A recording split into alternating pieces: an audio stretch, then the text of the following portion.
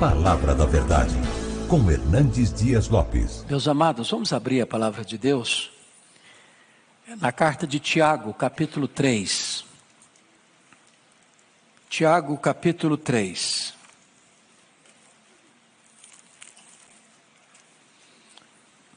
Faremos a leitura do verso 1 ao verso 12. E peço a gentileza de, após a leitura do texto, permanecer com a sua Bíblia aberta nesta passagem. Meus irmãos, não vos torneis muitos de vós mestres, sabendo que havemos de receber maior juízo. Porque todos tropeçamos em muitas coisas.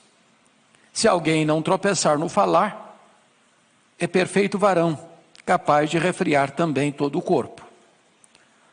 Ora, se pomos freios na boca dos cavalos para nos obedecerem, também lhes dirigimos o corpo inteiro.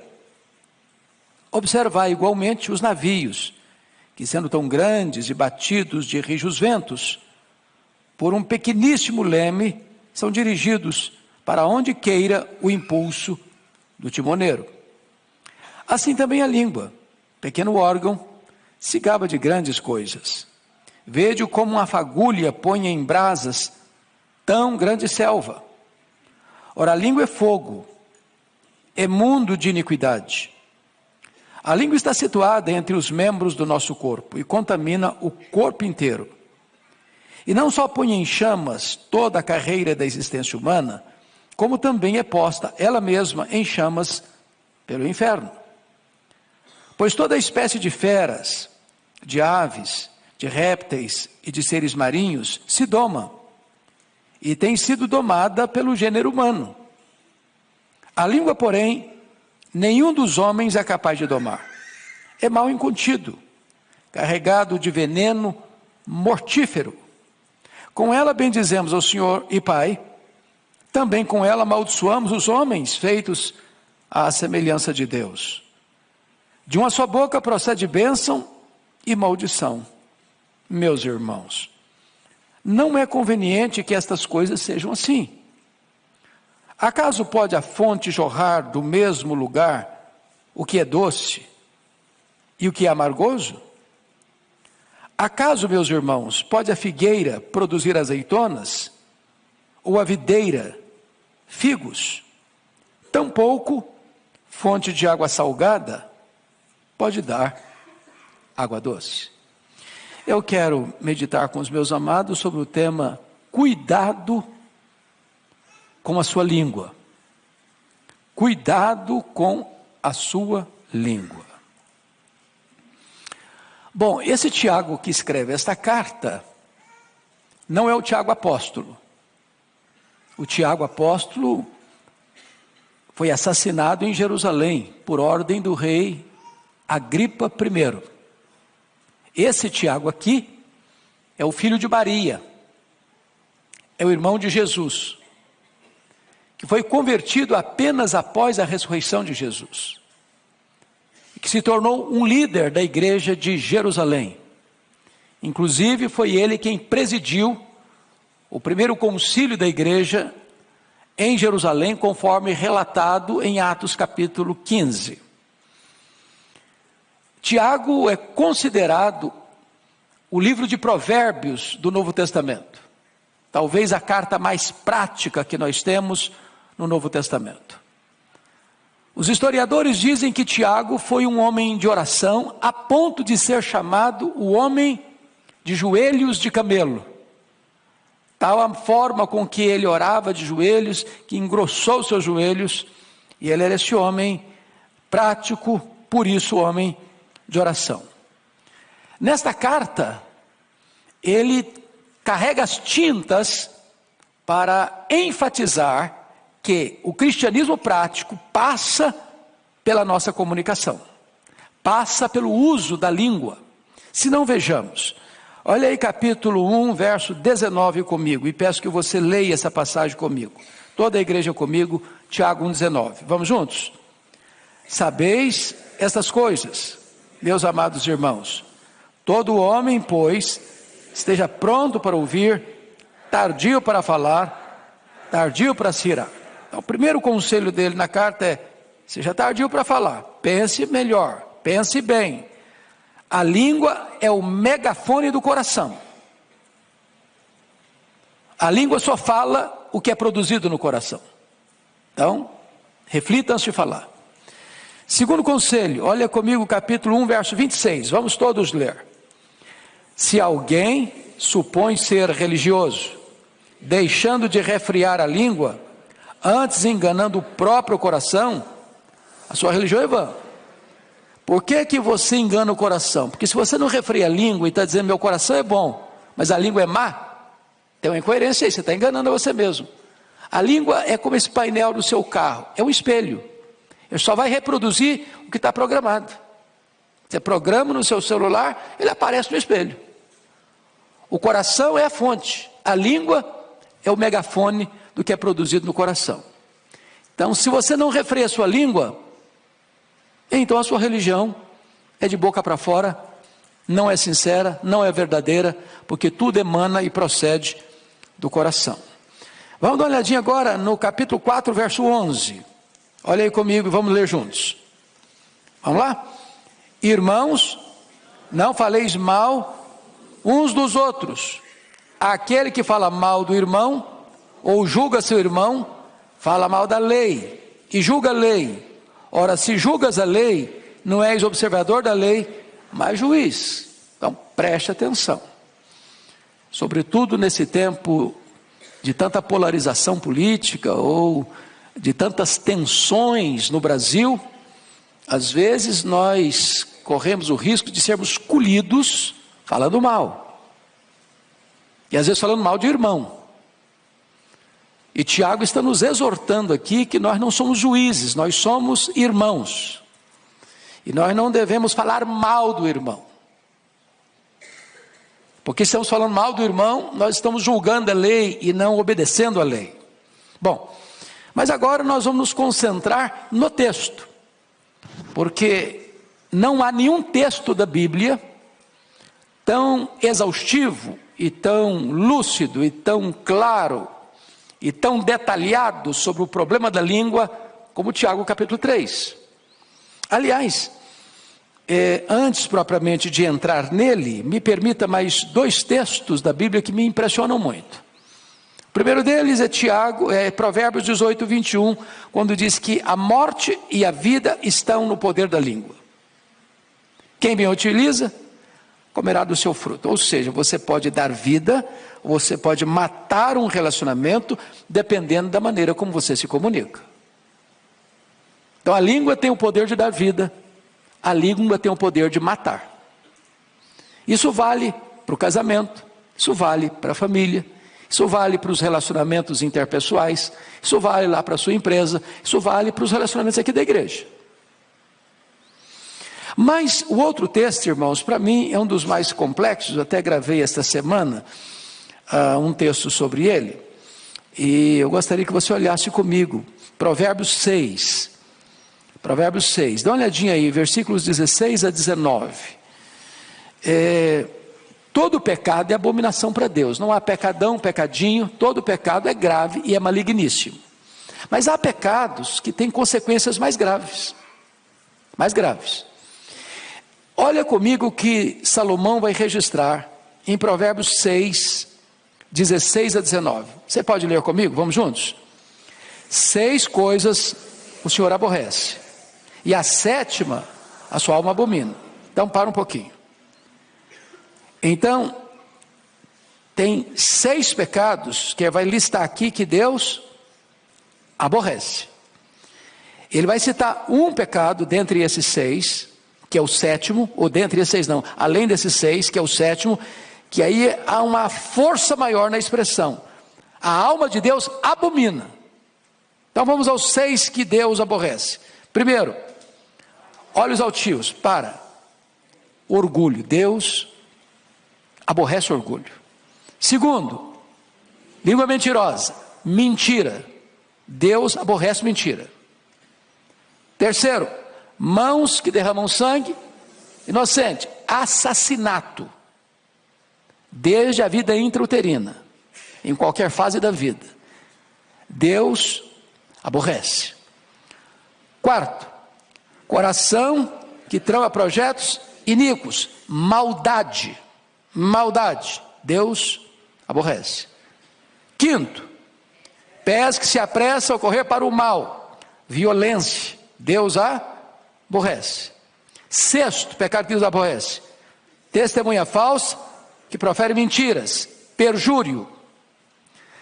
Último pecado, sétimo, esse a alma de Deus abomina, ou seja, para Deus é mais grave do que orgulho, para Deus é mais grave do que mentira, para Deus é mais grave do que assassinato, para Deus é mais grave do que violência, para Deus é mais grave do que perjúrio. O que é que a alma de Deus abomina?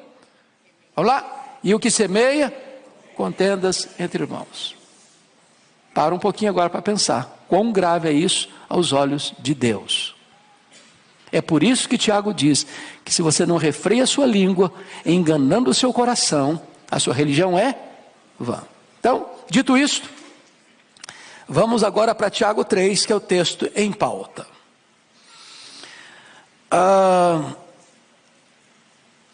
Começando com o verso 1, ele se dirige à igreja assim: meus irmãos. Quem são os meus irmãos? Capítulo 1, versículo 1, ele está se dirigindo às 12 tribos que se encontram na dispersão. Então é gente que está passando por lutas na vida. Quando você está passando por lutas na vida, sobretudo injustiça, porque dispersão significa que o cara teve a sua casa saqueada, seus bens sequestrados, ele está perambulando pelo mundo, ele está passando uma situação difícil, e ele então se dirige a essa comunidade, diz: meus irmãos, não vos torneis muitos de vós mestres, sabendo que havemos de receber maior juízo. O que ele está dizendo? Que se você ocupa uma posição de destaque, de liderança, a régua vai ficar lá em cima. Quanto mais conhecimento, quanto mais responsabilidade, quanto mais liderança você exerce, maior é o grau de responsabilidade que vai se requerer de você, no trato da sua comunicação. Então o fato de você ser um líder não isenta você de responsabilidade, ao contrário, aumenta a sua responsabilidade na comunicação. Vamos ao verso 2, leia comigo o verso 2. Porque todos tropeçamos em muitas coisas. Se alguém não tropeça no falar, é perfeito varão, capaz de refrear também todo o corpo. Primeiro, Tiago está admitindo aqui que não tem ninguém que sobra, que fica como exceção no critério de não pecar, de não tropeçar. Ele diz todos. Então, o líder e o liderado, o maduro na fé e o neófito, todos tropeçamos. E ele diz em algumas coisas? Não, todos tropeçamos em muitas coisas. Então baixa a bola, porque nós não estamos aí com esse performance todo, não. Todos tropeçamos em muitas coisas. Ele está usando o todo para certamente enfatizar um aspecto específico. O maior obstáculo onde mais tropeçamos na vida é na nossa língua. Ela é tão comprida que ela serve de laço para os nossos pés. E agora, depois que ele trata disso, é como se ele mostrasse para nós duas figuras. Alguém já disse e eu concordo. A língua ou a palavra falada é como uma flecha que você lança. Depois que você a lançou, você não a recolhe mais. Falou, não dá para engolir mais essa palavra que você falou. Ela vai atingir, vai ferir, vai machucar alguém. Segunda figura, a língua é como você subir no alto de uma montanha e solta um saco de penas. Não dá para recolhê-las todas mais. Então, notinha de rodapé e conselho. Não discuta em mídias sociais. Isso é soltar um saco de penas. Não adianta depois, mas vou ter direito de resposta. Não, o que você falou vai alcançar um outro horizonte. O seu direito de resposta, ou a sua defesa, ou a sua apologia, não vai alcançar as mesmas pessoas. Então, cuidado, prudência, porque falou, não dá para recolher todas as palavras mais. Bom, dito isto, então agora vamos observar algumas coisas interessantes. Ele vai usar aqui 6 figuras sobre a língua: a figura do freio, a figura do leme, a figura do fogo, a figura do veneno, a figura da fonte e a figura das árvores frutíferas. São 6 metáforas que ele vai usar, instrutivas. Tiago é prático, Tiago é o Provérbios do Novo Testamento, e ele quer tornar esse assunto tão pedagógico, tão fácil de entendimento, que a melhor maneira de você ilustrar, ou orientar, ou clarear um conceito, é dando exemplo, usando figuras, imagens. Uma imagem ou um símbolo vale mais do que 1000 palavras. Então, notem comigo, por favor, versos 3 e 4. Vamos ler esses 2 versos juntos. Vamos lá? Ora, se pomos freio na boca dos cavalos para nos obedecer, também lhes dirigimos o corpo inteiro. Observai igualmente os navios, que sendo tão grandes e batidos de rijos ventos por um pequeníssimo leme, são dirigidos por onde quer o impulso do timoneiro. Então, quais são as 2 figuras que ele usa aqui? A figura do freio e a figura do leme. Eu não sei quantos aqui tiveram o privilégio, como eu, de nascer na roça, porque nascer na roça é um privilégio, sabia? É um privilégio, você tem conhecimento dos 2 lados da vida. E você já viu um potro, um cavalo jovem, com força? Ele é selvagem, ele não é dominado, não se pode montar nele, a não ser um profissional. Por quê? Porque ele tem força, e a força dele não está o quê? Domesticada. E ele é um risco, ele é uma ameaça, ele é um perigo. Ele vai usar a força dele para ferir você, para derrubar você, para machucar você. Mas acontece que tem profissionais, são os domadores, e botam um freio na boca dele. Daqui a pouquinho ele é domesticado. Uma criança pode subir nesse cavalo, ele tem a mesma força, ele tem o mesmo potencial, ele tem a mesma capacidade, mas agora ele obedece comando. Então, assim como o freio controla um cavalo que tem toda a força, mas não usa essa força para destruição, mas para o serviço, a língua, sendo um pequeno órgão no corpo, vai controlar você, para você não ser intempestivo, para você não ser destemperado, para você não trazer tragédias na hora de comunicar-se, mas ser o quê? Disciplinado. Segunda figura, um navio. Navio é grande, carrega muita carga, transporta muita gente, singra as águas dos oceanos mais profundos, suporta rajadas de ventos violentas. Mas esse navio tão grande é dirigido por um pequeno leme, e o timoneiro está lá no leme e vai guiando o navio para que ele não se arrebente nos rochedos, para que ele não passe perto dos icebergs e rasgue o casco e chegue ao naufrágio. Esse pequeno leme na mão do timoneiro é que vai conduzir o navio para onde o timoneiro quer, um lugar seguro, para sair e chegar em segurança. O que ele está dizendo? Que a nossa língua tem o poder de nos dirigir no meio das tempestades da vida, para não nos arrebentarmos nos rochedos da história, para não sermos feridos e nem ferirmos alguém com a nossa língua. Se você controla a língua, você tem bênção sobre você, e bênção na vida dos outros. Deixa eu ilustrar como a fala pode ser abençoadora. Acho que todos vocês já leram e conhecem a história do pastor batista Martin Luther King, pastor batista, em Montgomery, no estado do Alabama. Ele se levanta em 1960 para combater de forma pacífica o problema da segregação racial nos Estados Unidos. E vocês se lembram do famoso discurso dele, I have a dream, eu tenho um sonho, proferido no Memorial de Lincoln, em 1963. onde ele diz que o sonho dele é que um dia os seus filhos fossem julgados pelo seu caráter e não pela cor da sua pele. Isso leva então os Estados Unidos, no ano seguinte, 1964, a sancionar a lei, acabando com a questão da segregação racial, e nesse mesmo ano ele recebe o título de Prêmio Nobel da Paz. Ele vem a ser assassinado no dia 4 de abril de 1968, em Memphis, no Tennessee, mas a causa pela qual ele se levantou e usou a sua língua para comunicar essa mensagem, trouxe uma grande vitória para o povo da América. Você pode usar a sua língua para transformar o local, para mudar o ambiente, para abençoar a nação, como você pode usar a sua língua também para semear contendas e guerras e tragédias, e a história está eivada de exemplos dessas tragédias.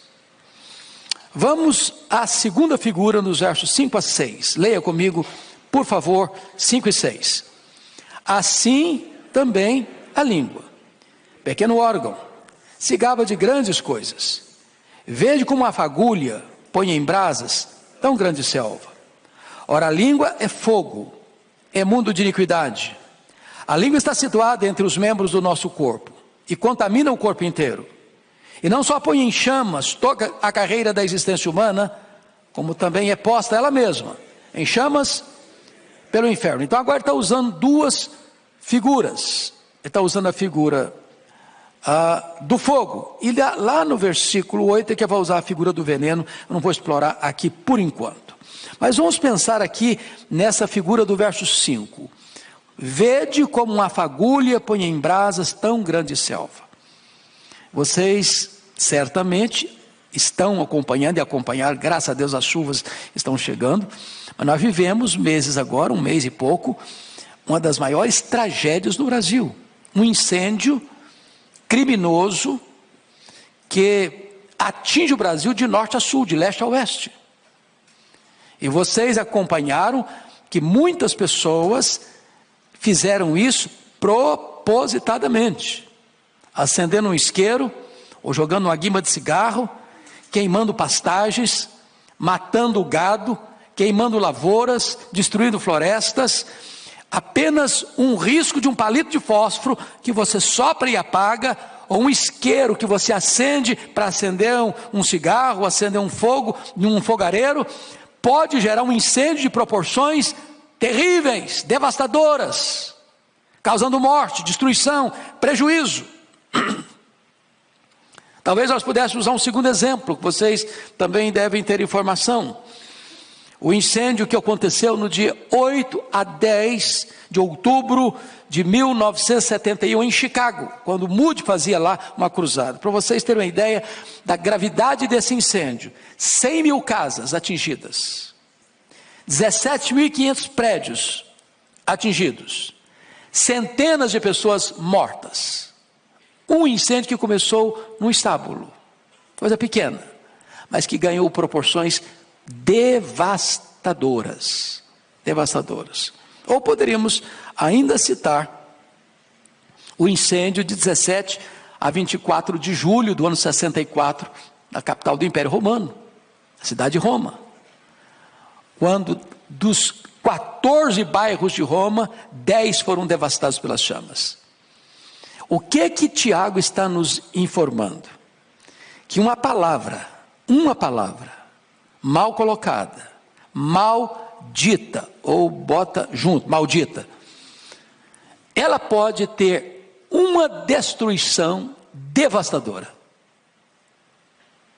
Uma palavra maligna, maldosa, uma espécie de assassinato de reputação, pode macular a honra de uma pessoa, pode destruir a imagem de uma pessoa, pode provocar uma guerra, pode provocar separação, pode trazer consequências absolutamente destruidoras na vida de pessoas, de instituições, de igrejas, até de uma nação.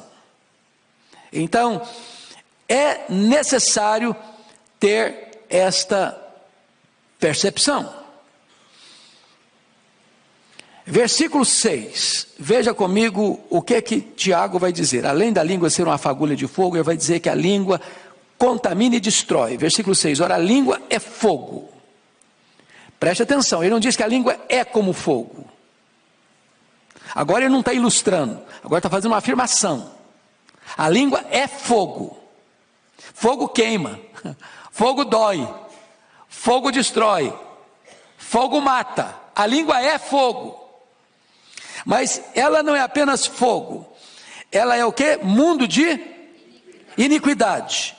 Ela contamina o corpo inteiro. A língua está situada entre os membros do nosso corpo e contamina o corpo inteiro. O veneno que está na língua vaza, espreme, esguicha para o corpo inteiro.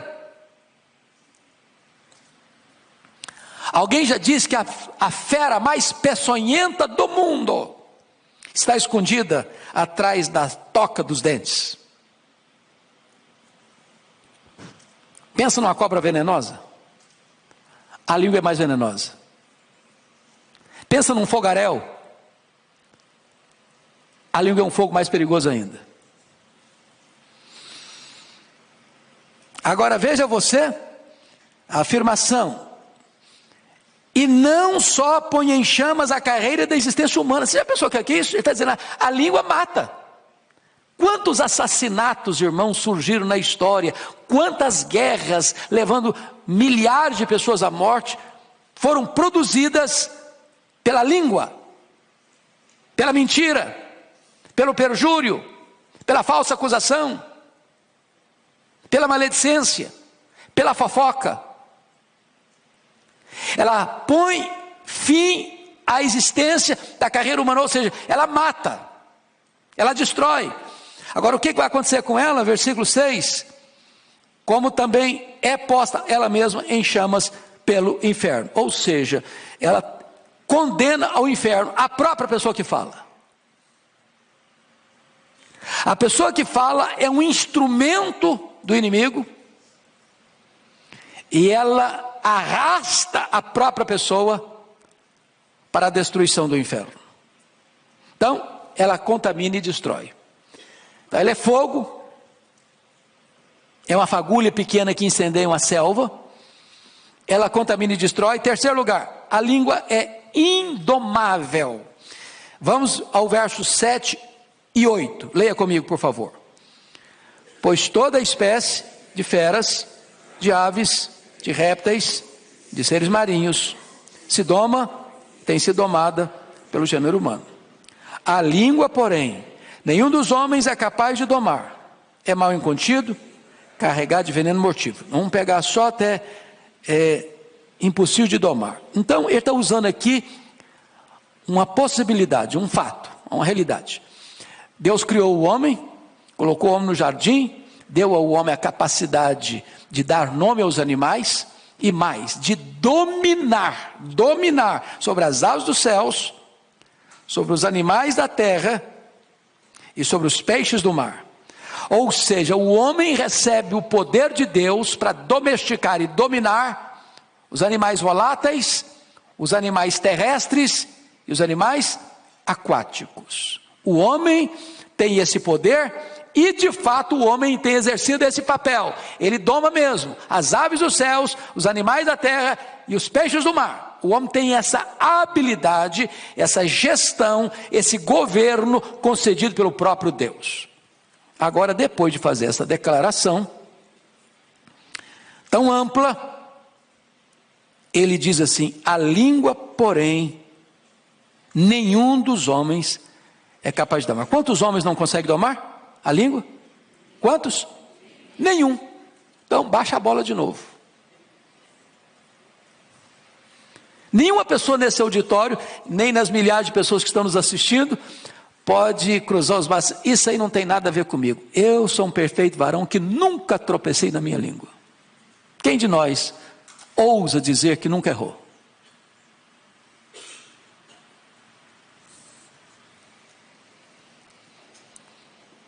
Essa é uma exortação para mim, para você, para nós. Indomável. Indomável. O pensador grego, Sócrates, tinha uma maneira de lidar com as pessoas que vinham trazer para ele notícias. Nós temos que tomar muito cuidado com as pessoas que vêm trazer notícias, porque elas querem nos informar, mas na informação vem uma dose de veneno. Não é assim? É o correio sem fio. E às vezes é o pecado que a alma de Deus mais abomina, é quem semeia contenda entre irmãos. E às vezes essa piedosa informação acontece até na reunião de oração, sabia? Tem que orar pelo fulano. O fulano está encrencado. Aí conta a história do fulano.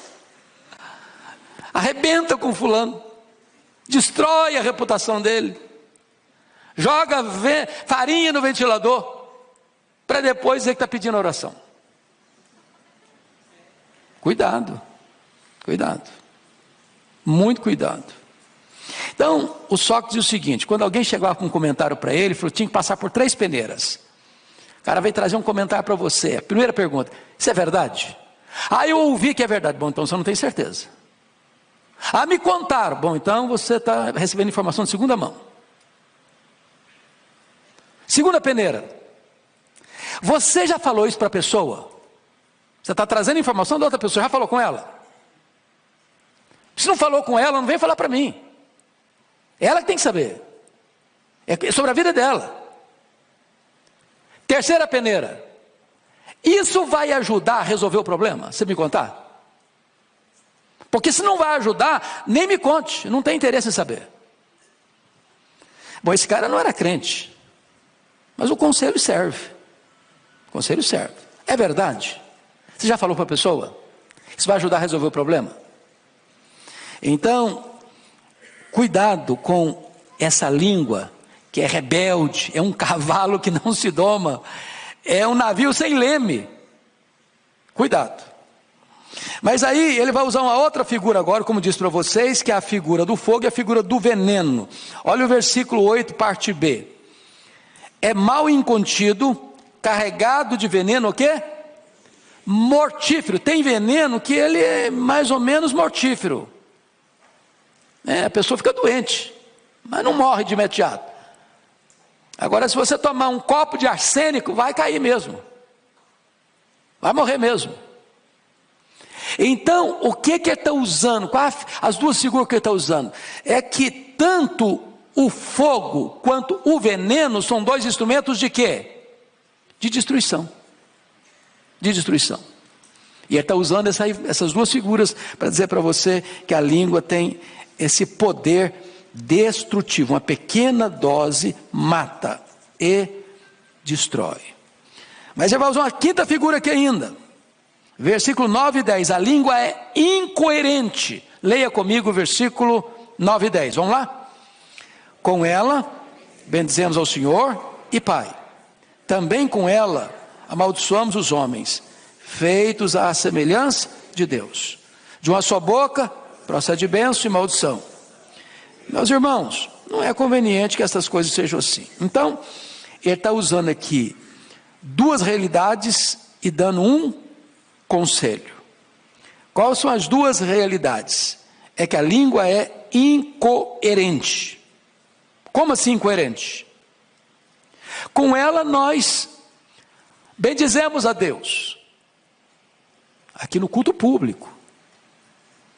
Ali no pátio, ali embaixo, a gente já fala mal do irmão.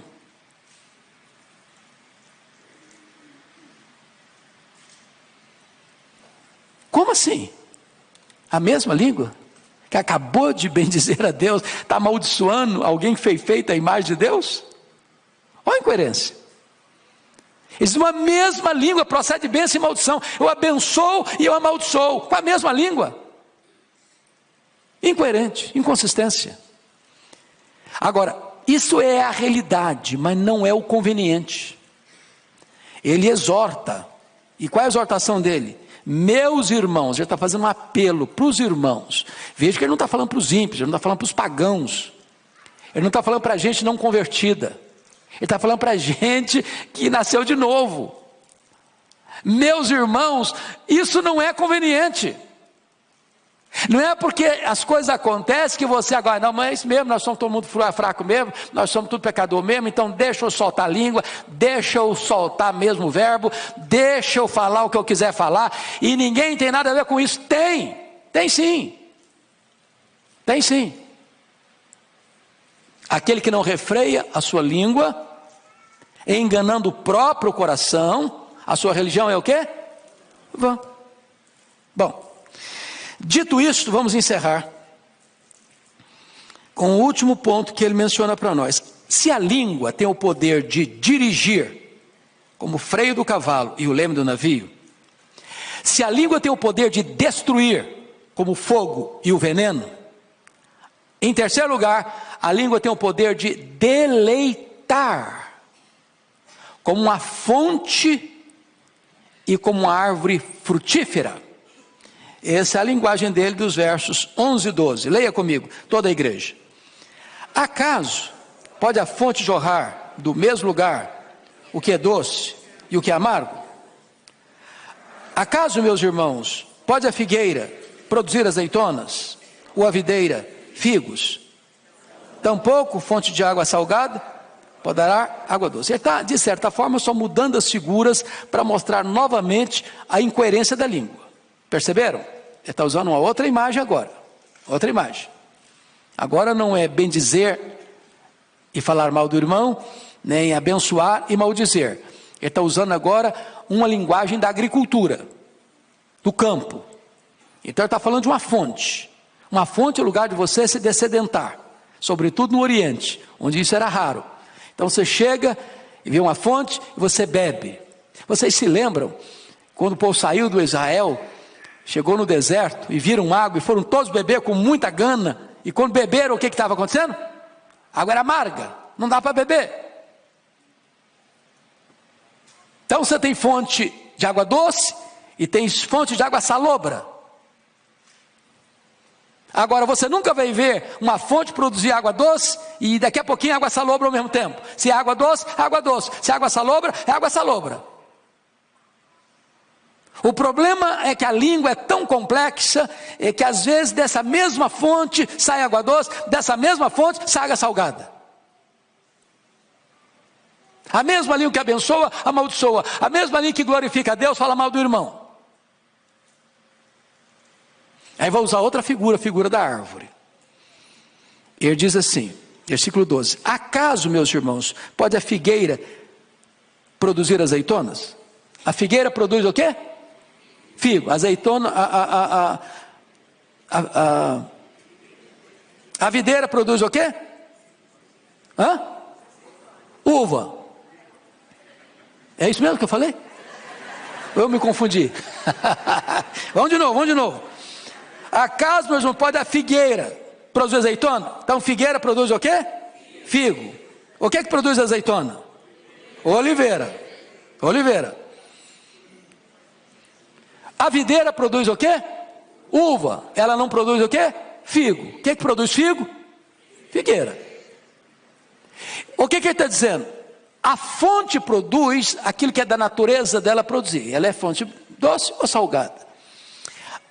A árvore produz segundo a sua espécie. Você não vai colher azeitona de figueira. Você não vai colher uva de oliveira. Então, se cada árvore produz o seu fruto de acordo com a sua espécie, o que nós fomos? Regenerados. Nós somos coparticipantes da natureza divina. Nós temos agora um novo coração, uma nova mente, uma nova vida, pertencemos a uma nova família, uma nova pátria, somos o povo de Deus. E aí ele está concluindo dizendo o seguinte: assim como é incoerente com a mesma boca você exaltar a Deus e falar mal do irmão, com a mesma boca você abençoar e amaldiçoar, assim como é incoerente, ele diz, uma figueira produzir azeitona e uma videira produzir figo, porque foge à natureza da árvore, também ele diz assim, tampouco fonte de água salgada pode dar água doce. Ele encerra não favorecendo a ideia de que vamos continuar sendo incoerentes. Ele encerra dizendo, não é conveniente, gente, não é conveniente. Então, que Deus tenha misericórdia de nós, né? Que Deus tenha misericórdia de nós. Talvez nós pudéssemos dizer como Davi, que as palavras dos meus lábios, o meditar do meu coração, sejam agradáveis na tua presença.